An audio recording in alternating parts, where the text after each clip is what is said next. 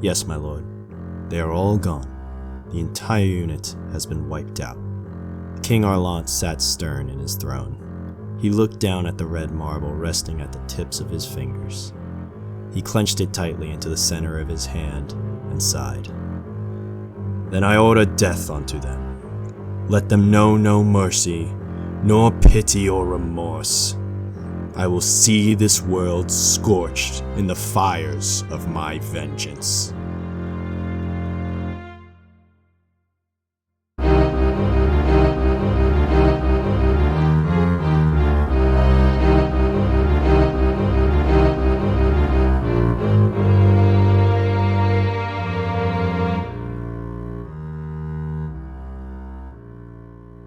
Bring in he who found the marble, King Romulus yelled to his court.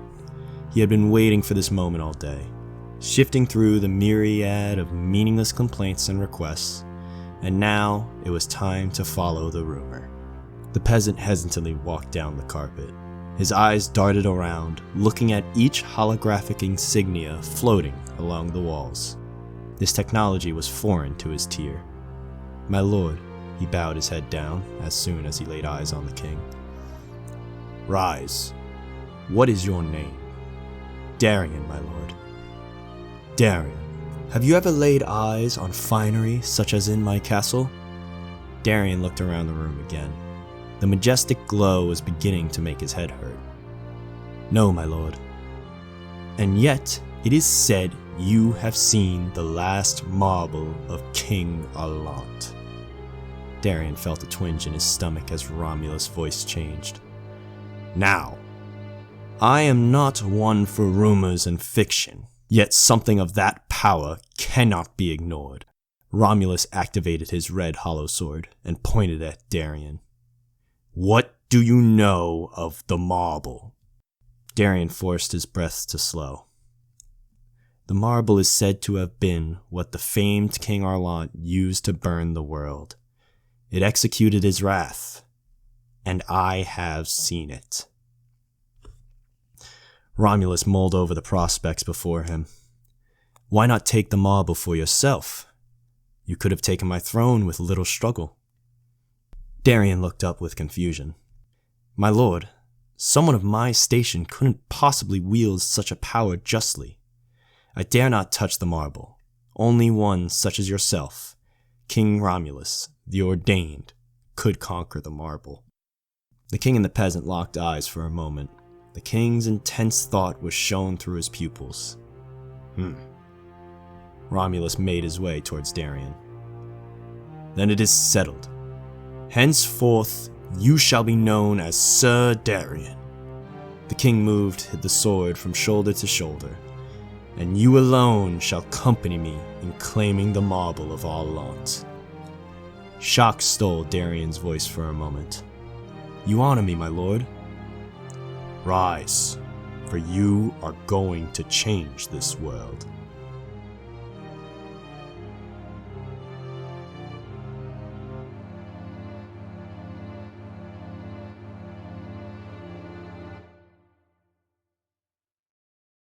The king and the peasant were off. They rode their horses in a great display of hope for their grand adventure. First, they displayed themselves for the royals. They cheered and screamed as the knight proclaimed the glorious journey they were to take. The king embarks for you all. He searches for the famed marble of Arlant. With this power, he will provide great security and prosperity to all. The royals screamed and bellowed at this proclamation. Darian thought this a great promise, but then he looked to the inner walls of the castle. He saw them pass overhead, only serving to divide the royals and the citizens. Darian rode further with the king, till they came upon a group of knights and soldiers. They stood stoically as the knight bellowed again. The king embarks for you all. He searches for the famed marble of Arlant. With this power, he will conquer all and end all wars. The crowd still stood stoically, but with small claps of approval now. Darian thought this was a great promise, but then he remembered, just after his meeting with the king, Romulus had sent another warband out to a foreign land. Darian quickly expelled the shade of doubt from his mind. Soon the band approached the outer wall, and past it was Darian's home. The peasants gathered around, many holding bowls and cups as they begged for food. The knight spoke again. "The king embarks for you all. He searches for the famed marble of Arlant. With this power, he will provide food and water for all." The crowd cheered as best they could over their growling stomachs. Darian thought this a wonderful promise, but his mind slipped to his many days of hunger. As the final gate passed overhead, his mind swirled in contradiction. He thought of the king's very many promises, and how many could it be achieved without the marble? He wondered why only he and the king were on this journey. But he did his best to quiet his thoughts. Of course, King Romulus the Ordained knew best.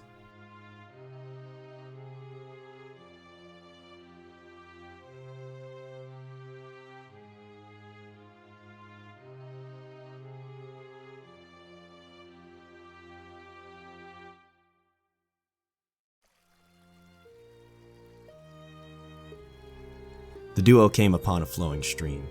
They checked the water to make sure it was fresh, then let their horses stop to drink. Darian sat for a moment and looked to the utter beauty before him. There was little of nature like this inside the walls of the castle. "Is it not marvelous, my king?" But what is beauty in the face of glory? Romulus mounted his horse as it was still drinking. "Come, we must continue towards the marble." Darian felt that strange twinge in his stomach again, but he did not ponder it further as he hopped on his horse. The marble was not far now. After a short ride, they came upon the cave with an old man standing at the entrance. "My lord," Darian stumbled, "this is the cave of the marble, but I do not recognize that man." "You there! Identify yourself or face the wrath of King Romulus," the king shouted as he hopped off his horse. The old man stood quietly for a moment, staring at each individual. A cold breath escaped his cracked lips, and he spoke. "Darian, you may pass unhindered onto the grave of King Arlant. You, Romulus, I charge you with the truth. Reveal the true answers to my questions, and you may tread onward onto the grave of King Arlant." Romulus only took a moment before he spoke. "Speak your questions." The guardian stood. His old face had no hint of urgency. "What is your one true desire?" Romulus stood stoic and answered swift. "To rule my kingdom justly." "What is required to achieve this desire?" "The power of the marble." The guardian let a long breath loose from his nose. "Finally then, who is the true ordained ruler?" Romulus looked back to Darian and then back to the guardian. "But of course, it is I, King Romulus the Ordained." The guardian stood in quiet contemplation for a few moments. He stepped to the side and signaled his hand down. Darian looked to Romulus. The king motioned for Darian to step forward, which he did. Darian watched the ancient guardian's eyes as he hesitated past. The guardian's eyes stayed locked onto King Romulus. Romulus moved to enter the cave as Darian had. The guardian's yellow hollow sword fell before the king. "You have not been deemed worthy." "I am the ordained king of all. Of course I am worthy," Romulus argued. "Your answers lacked even a speck of truth. You are not worthy." Darian stood silent behind the guardian. "Step aside." The king ignited his hollow sword. The guardian did not move. The king lunged forward, slashing viciously. The guardian remained steadfast, parrying each attack, weaving each strike effortlessly. The king stabbed and struck, attempting to push the guardian back, but he did not move. The guardian blocked and turned his sword off, throwing the king off balance. He kicked Romulus to the ground. The guardian looked down with disgust. He raised his sword to deliver the final blow. Darian leapt onto his arm to stop the sword before it could strike. The guardian did not change expression. Romulus quickly rolled to his feet and impaled the guardian. The guardian fell to the floor, holding a stern look. The treasure of Arlant is no treasure for thee, the guardian rasped. Romulus slowly stood. Thank you, Darian. I shall give you your own castle for this. Romulus walked into the cave. Darian hesitated a moment. Of course, my ordained king. Darian picked up the guardian's hollow sword. The two ventured deep into the cave, and eventually they found it.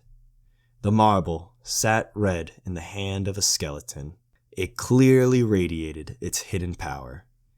Darian went to step forward, but Romulus put his arm out so he may take the first step. He went down to take the marble from the fabled king's hand. He hoisted it over his head, basking in the power. What does it feel like, my lord? I feel nothing. What? There is nothing. It's just a marble. They shared a silence. Darian thought again of the peasants holding their bowls. Then all is lost. It is no matter. The other kings shall bow once they hear that I possess the marble of Arlant. Their fear shall be all I need for conquest. But what of your promises? What of your people? Promises are meaningless in the face of my glory. Darian felt his stomach sink lower than ever before. You are no ordained king. What did you say, peasant? You are no ordained king. You aren't meant for anything. You're just a power-hungry madman. Romulus took a stunned silence, and then a chuckle. I forget how many of you truly believe that rubbish. He let loose a laugh. There is not a man on this earth who has been ordained to anything but the soil they walk. I have taken power. I took it, just as I will take more and more until I and my glory are the only thing that is. Do not speak me a madman when you are the fool who believed in the grand design. We both crawled from the dirt. You chose to stay in it. And when you saw me walking clean of the mud, you believed me a god. Darian held quiet with tears running down his face. Romulus began to walk out of the cave. You may join me, or you may wait for my loyal, ignorant armies to come find you. Darian thought again of the promises, of his family, of the hunger, and of the search for food that led him to find this marble. Darian screamed out as he ignited the guardian's hollow sword, stabbing the king directly in the back. Romulus fell silent.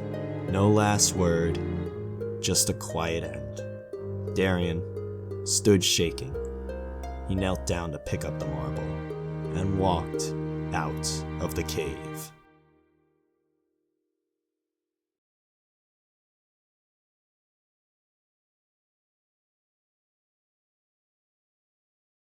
No fair. Your lucky marble always wins, Arlant shouted. It's just a marble. Here, keep it. Arlant's friend handed him the marble. Arlant stared at the majestic red ball in his hand. Won't you need the luck? You are to be a soldier. Arlant, it's just a marble. Besides, with you as my king, I won't need luck. The young boys played their joyous game, and Arlant treasured his lucky marble.